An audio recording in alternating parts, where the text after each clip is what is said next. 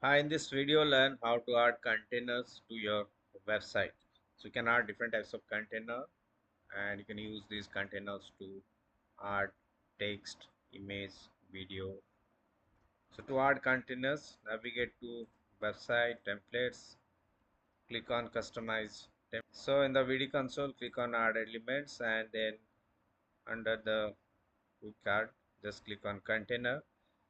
So you can select different types of containers like here you can see this one is a container, this one is also a container. So according to your requirement you can select the container. Suppose I want to select this one, so I can click here and the container will be added. And inside the container, so you can add any image, text, or any video also can be added inside the container. So this will helps you create separate sections for text and images, the videos on the website. So the containers can be added to any particular piece of your website. So using the containers you can create separate sections for different types of text and images that you want to add to your website.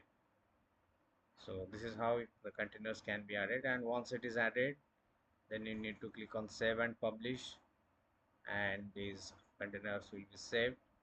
And you can also edit the content inside the container. So that's how containers can be added. Thank you for watching the video.